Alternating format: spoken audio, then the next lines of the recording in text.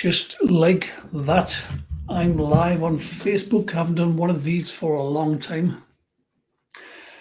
As promised, I'm doing a live stream on my story of addiction and how I got into recovery and how I stay sober and in recovery. Before I get going, though, just a few disclaimers. I'm not a doctor. I'm not a healthcare professional. I'm not an expert on addiction other than my own experiences. I don't pretend to have your answers. I can only share what worked for me. It may not work for everyone, and that's okay. Um, if if you need to seek professional help, then please do so. I'm all for that. Don't take any what's the word? Don't take any chances with your health. I see a couple of people have jumped on. Do say hello.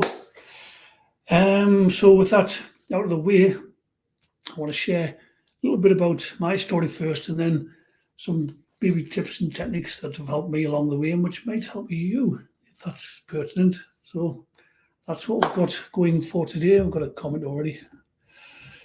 So saying good morning. Yeah, of course it's morning where you are in the US of A. I think you're on Eastern time. Thank you for joining me. So for me, I think it was the alcohol I started with. I was about 13, 14, and I started drinking my dad's homebrew, lagers, wines, anything I could get my hands on. I was like downing pints of wine in one go, bottles of sherry before school discos, Carlsberg special brew, snake bites. None of this is clever, by the way. Nothing clever about it. By the time I was 16, I was a hardened drinker. I remember going into a pub in the village I lived, and I said to the barmaid, "Hello," I says, "it's my birthday today." She says, "Oh, happy birthday, Danny." She says, "How old are you?" I says, "I'm 16." She says, "16? You've been coming here for years." I says, "Yeah, that's right." She says, "What are you having anyway?" And as she always did, she poured me a drink. And back in those days, the 80s, there was nothing outside the norm. Again, not clever, not flying the flag for it. And because I didn't fit in at school, I thought, what's this about? I'm rubbish at academically, no good at sports. I just didn't fit in. It's not I didn't fit in, I just didn't find the school academia for me. But when I started drinking, I thought, I'm good at this. I'm actually good at something, which sounds really bizarre. But in my young child mind, I was thinking, I'm good at this. I can do it. Whatever it is. Another memory I've got when I was about 15, before I went to a party, I said to my friend, I've had a good idea. Let's go to 3 different pubs, have 2 pints in each in an hour before we go to the party. So that's like 6 pints, 3 pubs, 2 pints in each pub in an hour. Are you up for it? He said, yeah.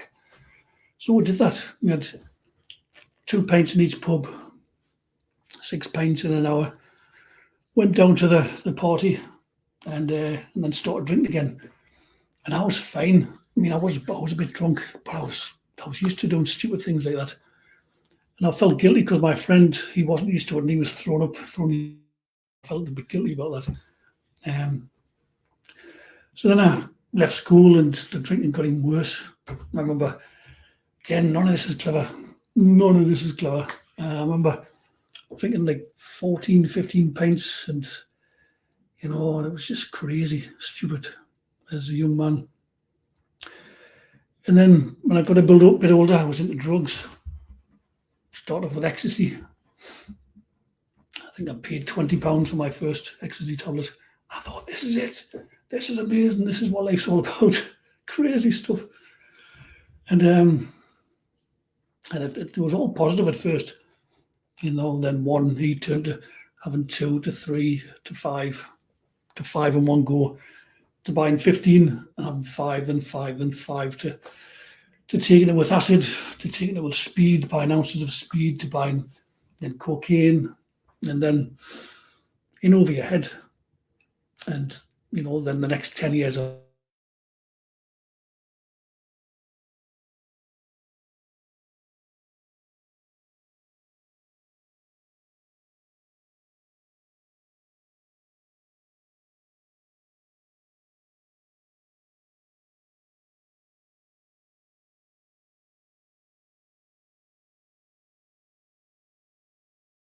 Here we are. I'm back now. So I lost 10 years of my life, and hurt people around me, lied, cheated. Became a shell of myself, and none of it's good. I'm definitely not flying the flag for drug or alcohol abuse or none of that. But then I've actually made some notes so I can keep myself on track. But what I did find is what I did want to finally clean up, that's when I realised I was addicted. Prior to that, I always, in the back of my mind, thought, I'm not addicted to this. I can stop when I want. I just don't want to stop. But when I did finally want to stop, I couldn't. And that was when the real pain started. But I remember it was a moment of surrender. I dropped to my knees and I just prayed. I never prayed in my life. I prayed to whoever, for help. I need help. And it was that moment of surrender. That's where the help came from and the strength to do it. So that started, my sobriety. And I think I managed 7 years the first time without relapsing. Then it was the pain of a breakup, a relationship breakup. I resorted back to type. How did I deal with pain? Taking drugs, numb the pain. Because in the times when I had sobered up in the past, all these emotions that I've been suppressing, didn't know what to do with, kept surfacing. I was like, what do you do with these? I was told that men don't cry, you don't show your emotions, it's weak to show your emotions, you're weak. So I would just stuff it down, bury it, drink it, drug it, whatever, numb it somehow. And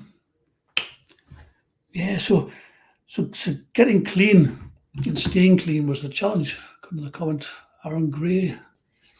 Hey Danny, you're sharing your story, is so inspirational. Thanks, matey. It's good to see you on my live stream. Thank you for leaving a comment. That's very good of you. And I soon realised that one of the key things to staying clean is to get neutral on your drug of choice or your alcohol of choice, whatever it is. Because if you don't, then you'll get triggered. It's because like when you get triggered for substance abuse, alcohol abuse, it's like you're taking it already. Your mind and your body starts to feel energized, and you attract this into your situation. You attract this into your experience, and you attract people who can provide you with it. So I thought, I'm going to have to get neutral on this. And it's when I found EFT, tapping, and which I can leave resources when I finish this program for anybody that wants to know that, because I could watch a film, and even with any drug references and anyone taking cocaine, my God, that stuff's addictive. Holy shit. Anyone taking cocaine, that would just unsettle me for days, and I would just, it was horrendous. So through the use of EFT, I could get neutral. And if someone could put a line of cocaine out in front of me now, and I'll be like, I feel sick of anything. It's like, I know what that does. I know it's going to let my cat out 2 seconds, otherwise he's going to bug us 2 seconds.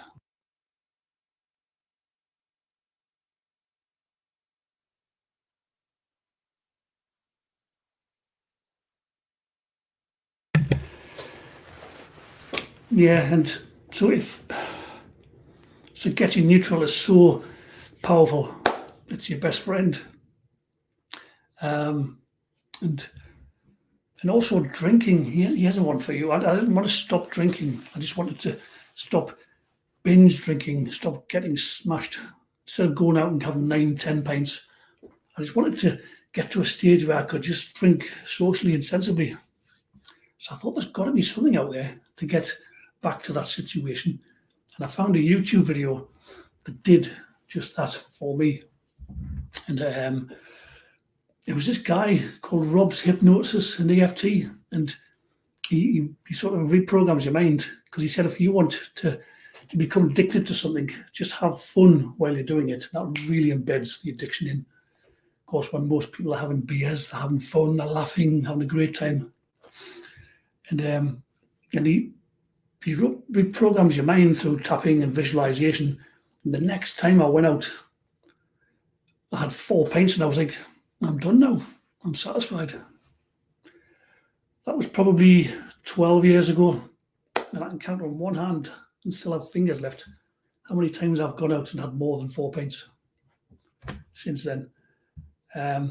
But, big disclaimer, it's not suitable for everyone. Some people, if they've been an alcoholic, they just can't go back and have, they can't, they need to abstain. It can be dangerous as well to just stop on your own. When I was doing the healing work, I had a guy come to me one day. I'm not going to mention any names.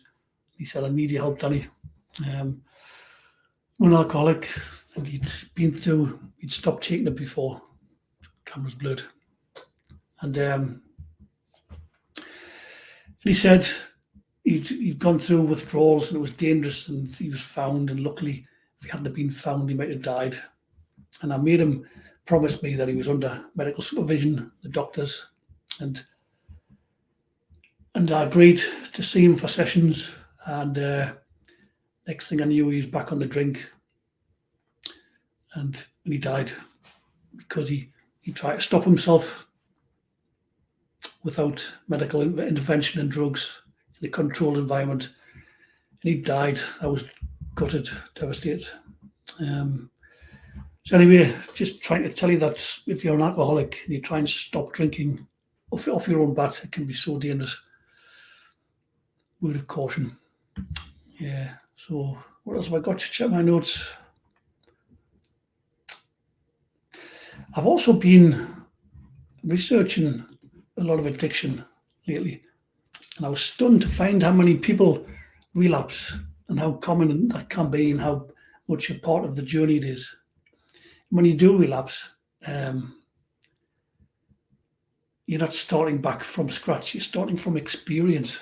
So the first time I relapsed after this, painful breakup, it lasted 6 months. I relapsed for 6 months and I was in over my head. And I felt helpless, hopeless. And I managed to come back again from the brink again using EFT, tapping, get neutral. I was like, thank God for that. And then 7 years later, I relapsed again for one night only. Again, another breakup, another woman. And not blaming it. It's just, just how I used to handle pain, emotional pain. And even though it was one night only of relapsing cocaine, I had to beat the addiction all over again. I went through a month of hell. And I vowed never, ever, ever again will I relapse. And I haven't. But fast forward another 7 years to 2018. And I think there's a common 7-year cycle thing going on here. It's not that I nearly relapsed, but it became an issue again. And I had people coming into my life from my past who I used to get high with. Had somebody close to me in my ear who was taking drugs regularly, and I was trying to support him, but it ended up just being a struggle for me. And I thought I don't want to relapse, and I felt alone. I thought no one will understand me. I've got nobody who I can turn to. And then I reached out to my business partner at the time, Isabel Martins, another healer. Even though she's never been a drug addict or an alcoholic, any of those things, she said, jump on a call, Danny. An hour later, we're on a call, and she helped get me back into balance. And that was, thankfully I didn't relapse. That was 2018.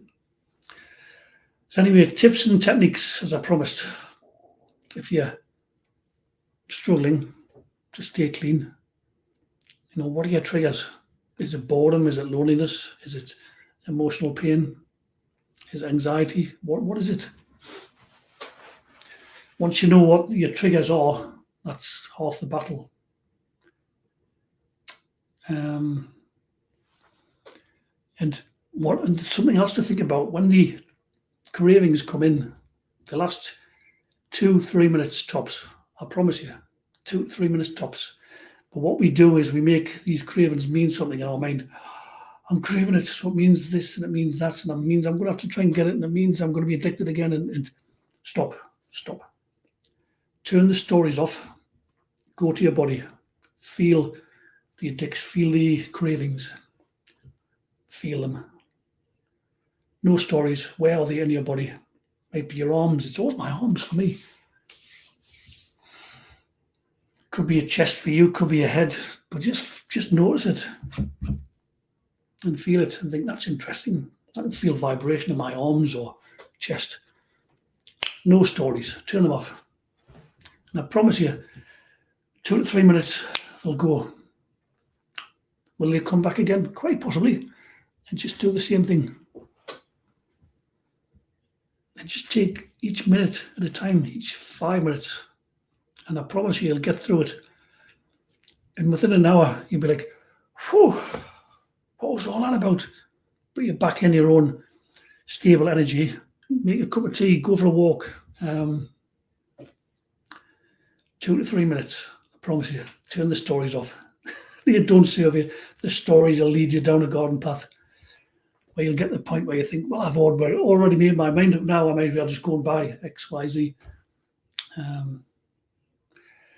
Lynn Marie saying, get in touch and breathe. It works. The minute will pass. Yeah, absolutely, Lynn. Thanks for your comment. And also have good people around you. And try and avoid situations and people. Like I've got people in my past who I love to bits, but there's like an association there with drug taking. So I know I've got to be careful in those situations not to put myself in, not to tempt fate. And not to get complacent.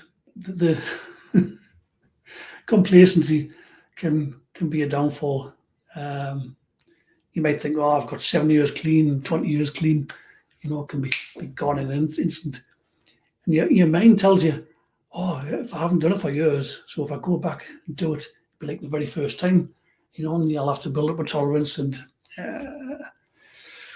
the best way I've heard it described is when you're an addict, even though you get clean, your addiction is in the garden doing metaphorical push-ups and sit-ups. And as soon as you relapse, you're back in to exactly where you left off. You're in over your head, whether it's taking that one drink of alcohol, that one line of cocaine, you're straight back into where you left off. And it's true. When I relapsed with cocaine, I ended up buying, what I get, 7 grams of cocaine, which is mental. 7 grams, and I did it. And it's the same with your alcohol. You might end up, doing a 2-3 day bender. On speed, I used to do 5 days without sleep. Not eating was punishment. God, just gross, brutal. Yeah, and I don't know. I've done this to try and hopefully inspire somebody, not make them feel alone, and to try and break any taboo, any stigma attached to addiction. Everyone who finds out of recovering addict, they say, you're the last person I thought would do that. And I think that tells its own story. Drugs are neutral. They don't care. You could be royalty, famous, a gardener, the shop worker. It makes no difference. Makes no difference. And you never know if you're going to take that one drug and just take it or leave it, or if it's going to, something in your brain goes, let's keep doing this. I don't know. So I think that's about me. I don't want to make this too long. I'll leave some resources in the comments section if anybody is interested in the video I referenced on, tempering down your alcohol consumption with the caveat, it might not be for everyone. Some people maybe need to abstain. Some people are best to abstain. I don't want to be responsible for anyone relapsing. But maybe if you're drinking more than you want to when you go out and you want to rein that in, then maybe a good one to try. Anyway, much love to you all. There's obviously Christmas period coming up where you're perhaps more likely to drink more than you would. Some people watching this might not understand what addiction is all about and think, what's all of us? And if that's you, good for you. I'm pleased for you. I'm so pleased for you. Anyway, love to hear any comments, questions in the comment section. Bye for now. Much love.